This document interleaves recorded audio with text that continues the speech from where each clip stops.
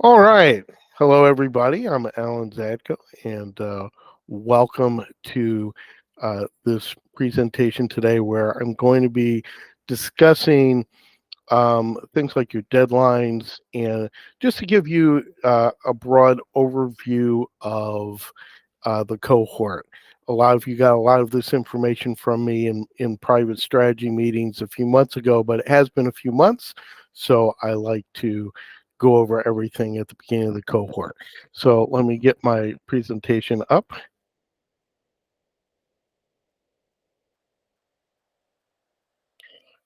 Okay. So so I want to set the proper expectations for the 4-month cohort that we're going to have. By now, you should have passed your sound test.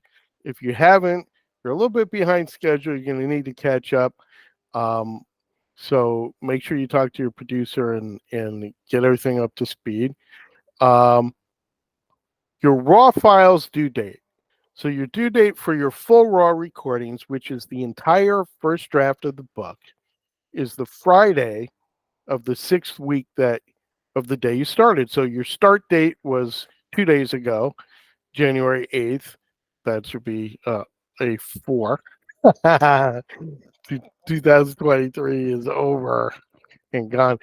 Your raw files due date is Thursday, 2:15 at noon Eastern time. Why Thursday at noon? Because that's going to give your producer time to check your files. Make sure all your chapters, including your introduction and conclusion, are there in your PDF with all changes, that they're all in the Google folder and named correctly. So you'll speak with your producer about how to name your files, and you'll get all of that stuff situated as we move forward. So you want to do 25% recordings per week over the next 4 weeks. So this is a bit of a grind, and you're going to want to schedule that appropriately. To be on track, your goal is to record an additional 25% of your audiobook each week for the first 4. So you record the entire book in a month's time.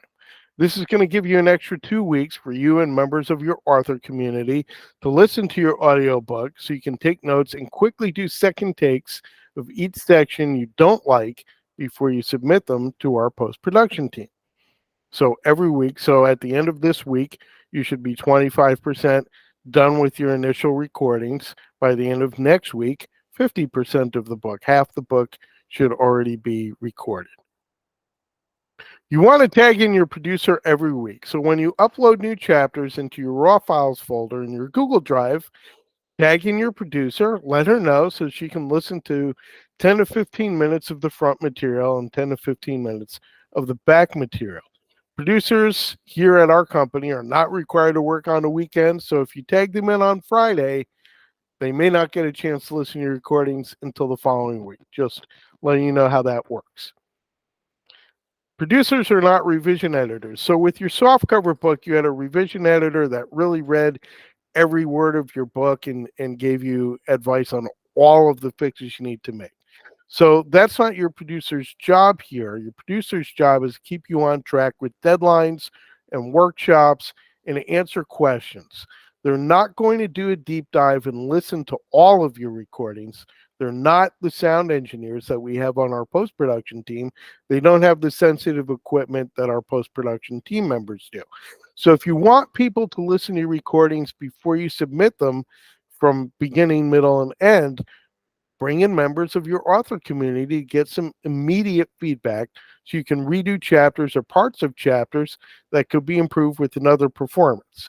And you can say, well, the members of my author community are not sound engineers either, but you can get some really good notes from your author community about your enunciation, if they can understand what you're saying, if you lapse into monotone at certain point and you want to go back and redo parts of it so that it's more exciting to listen to, other things like that. If they hear background noise or buzzing or anything like that in a section, or anything that that they might find if the volume dips or is even way too loud in certain sections.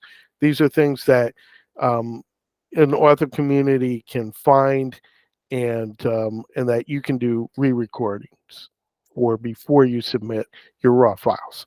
Remember to update your PDF. The post-production team will need an updated PDF with any word changes you make during the process. Literally every word needs to be accurate. So anytime you alter a sentence during the process, please immediately update your PDF.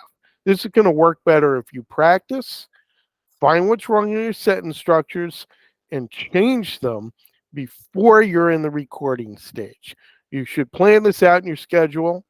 Don't make the mistake of recording a session and then attempting to go back later to find what you changed by listening to it and comparing it to your book. This leads to far more work than you want. It's a nightmarish process that often leads to mistakes. Just as you edit stuff, as you go, okay, this sentence is hard to say, there's tongue twisters, or there's breath control issues, the sentence is too long. I'm going to take this very long sentence with this semicolon, I'm going to make it into two sentences, I'm going to alter therefore the sentence structure. Just immediately change it in your PDF for the post-production team. You're going to find that that's going to make things a lot easier if you do it that way. So how to submit your files to post-production when they're ready. So your raw files go into the same Google Drive folder that your sound test went into, but it should be in its own subfolder named raw files. That way the post-production team can just easily go in there, find it. If everything is named properly with, just chapter 1, chapter 2, dedication, conclusion, etc., all you have to do to submit your files is tell your producer in your personal update room that they're ready. They're going to give them the once over, ensure that your chapters and PDF are present in the folder, and then communicate with the post-production team on your behalf. You won't need to worry about talking to the post-production team. Your producer is actually the go-between between you and the post-production team, so don't worry about it.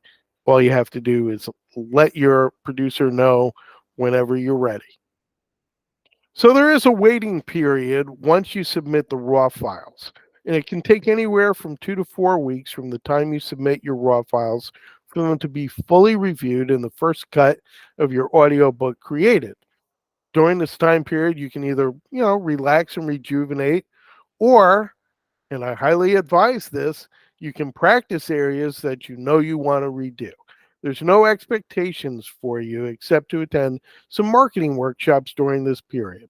Your producer will receive notes from the post-production team that you're going to receive on which sections were golden and which ones were problematic and need a redo.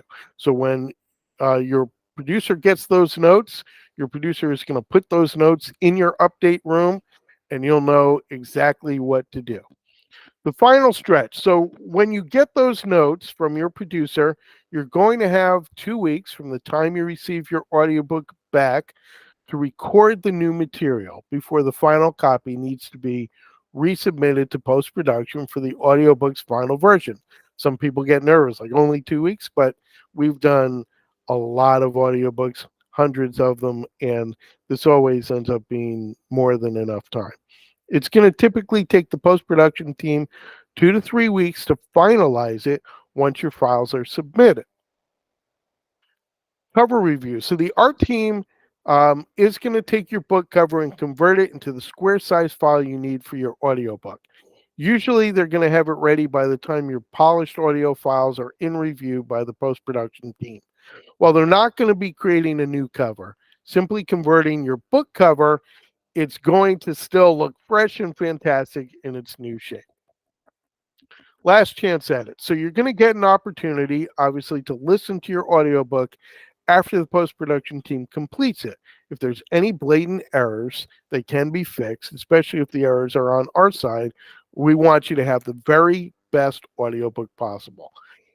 Please don't come back to us to fix every tiny little thing. You're going to find things here and there no book or audiobook is, perfect. All of them have little errors. You're going to be surprised how listeners rarely even catch them or care about a mistake or three in a long audiobook. It's not a problem. Uploading your files. So just like you uploaded your softcover and ebook files to the distribution networks, you're going to do the same with your audiobook files. We will teach you how to create an ACX account and upload the files to Audible in a workshop. As you own your audiobook, you can decide what other distribution networks you want to upload to. Your decision on that should be based on your business model and your goals. Some people want to sell the audiobook um, outright for a price and close it off. Some people would prefer to make corporate alliances and maybe have advertising revenues so you can go to a place like Anchor. There's all kinds of different business models. I'm not going to tell you which one should be your business model. So that's really up to you. So that's the basics of you know uh, what we're going to do this cohort. Obviously, Jeff, you're here. If you have any questions on any of that, I know I go very fast through it, but if you have any questions, please feel free to ask them. And if anybody watching this, since everyone in the cohort will be watching this recorded version later, if you have any questions, just put them right in the workshop. I should say the the shared room for everybody in our cohort room. Go ahead, Jeff, if you have anything. Yeah, the only question I had is, so along the way, our producer's not going to be listening to the entire audio files. That's right. I'm assuming they'll listen to bits here and there and might be able to spot some things where it's like there's a strange noise there, or like there's whatever. So what we've discovered is that when our audiobook producers listen to 10 to 15 minutes at the top and 10 to 15 minutes at the bottom of everything that you submit each week. So if you submit 3 chapters, they'll listen to 10 to 15 minutes of the first chapter and like 10 to 15 minutes of the last chapter. They're going to find, now if you're like, I recorded some of this on Monday, on Tuesday I recorded a chapter, there was a thunderstorm, I'm not sure, let your producer know. Just communicate with your producer. They'll go in and listen. If you're worried about a certain section, just communicate. You're allowed to have a meeting with your producer every week. Go ahead and have a meeting if you want. Really use them, to maximize that, because them listening to 30 minutes of your materials, it should be enough. They're not um, they're not sound engineers. They are experienced with audiobooks, but they're not sound engineers like our post-production team is, where you're getting a whole team of sound engineers who have very highly sensitive equipment. But what our producers in their trained ears can do with that 30 minutes is they can go in and really detect problems, that are like major, like there's a consistent, buzzing in the back, or there's, something wrong with the volume control. Or when we started listening to the early part of this, the volume was here. And then in that last 15 minutes I listened, the volume was very different. And if there's anything that is a technical issue, okay, they are authorized to help you with anything technical. So if you're like, I recorded this stuff and I think there's a problem over here in this chapter, they can listen to that above and beyond that those 30 minutes. They're here to, on a weekly basis, help you and make sure that we're getting you through the process. If there is a real technical problem and we need to bring in one of our technicians to help you fix it, we can also do that. So you're not going to be alone in this process. I just want to make it clear that there's really kind of no reason for them to listen to every single bit of every word, because they're not sound engineers, and that they're not going to have those precision notes that uh, the engineers are going to have, and using members of your author community. Like if your producers were listening to every minute of your audiobooks, they would need to be obviously financially compensated for that, right? So you know basically that would we would have to largely increase our prices to deal with that. What we found is that the effectiveness of that doesn't really it isn't worth us like exacerbating the costs. We're trying to when people from your other community can just listen to it and really find the same things that the producers would find, right? So that's the reason why we do it this way is we know that our pricing is competitive right now, but the reason why it's competitive is because we've been able to add all these wonderful bells and whistles, and we've cut out a lot of the stuff that's going to add costs but isn't really going to add an extraordinary amount of value. you know I do want to assure you that the post-production team listens to every word. That's why they need the PDF to go along with it. They follow along, and they have high level, high technology. They're all trained professional sound engineers who um, will be giving you very intense notes, and you will have enough time after they get through their notes to do the re-records from what they discover. Does that answer that for you, Jeff? Yeah. Kind of a quick follow-up question. So Mm-hmm. in the post-production phase, as the um, as the engineers are listening to it and going through a PDF, what happens if like they find like a word that was like plural and we didn't say it as plural, or something that like a minor thing that we didn't while we were doing it, so we didn't mark it up in our PDF? Mm-hmm. So um, you're not going to get fined or anything like that. Oh, I was like And wondering if you got to see this over again because you made it singular instead of it's plural. So go well, ahead and well, the re-record reason yeah, they may make a note on that, like, is this what you intended? that. Okay. Because so that because people make mistakes all the time. So if if you say something in the singular tense and it's in the plural tense in your in your PDF, they might mark that and go, is was this a was this a verbal error or was it a typo? Because if it's a typo, okay, we don't care.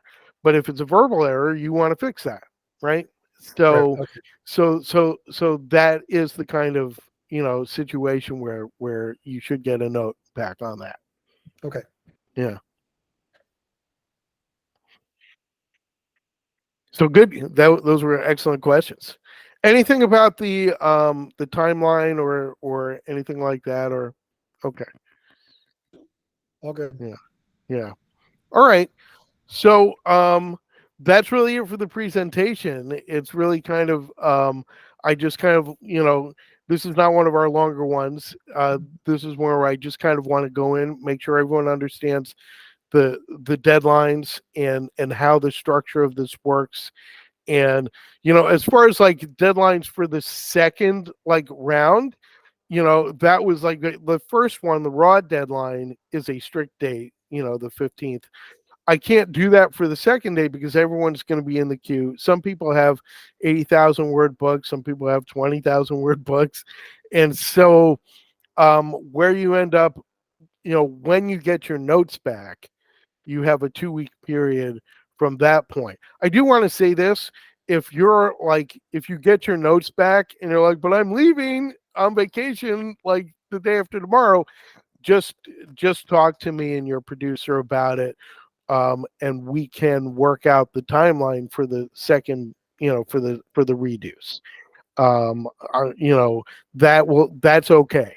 What we don't want is for people going away halfway through, from now until the 15th of next month. We really want everyone to consistently be on track, giving your producer stuff to listen to every week. And, it's especially for people that have never done this before. Um, it can really be like, I don't want to say like, a slog, but a grind that it's harder than people think. Everyone's like, I'm just going to be reciting my book. Well, but it's a lot of words. Small books that are 20,000 word, poetry books or memoirs are still, you're performing, and it's different than most of the things you've done. So keep on track, and but you know that's that's it. If there's any issues that come up, talk to your producer, and then your producer will talk to me, and we'll clear everything up. But otherwise, have a great time. The one thing I like to leave everybody with, and Jeff, you know, have fun doing this project. It comes through, and people can hear it in the audio book. If you're having a good time while you're reading your own book, the reason why you're self-narrating is because people want that connection with you, the author. And when you're having a great time, um, reading your own book, obviously not while you have a cold, while Jeff does. Well, you'll wait until you heal up, Yep. and but when you have a really good time, when you make this fun for yourself, it comes through, and everyone loves the end result. So I'm going to leave you on that note. If any other questions come up as you're thinking about all this, or reviewing it later, I am going to post uh, this recording on YouTube. Just ask the question in our updates room, and myself or one of the other producers will answer it for you. All right. Thanks a lot, and have a great rest of your day, rest of your week. Thanks, Alan. Take care, Jeff. See ya. Bye.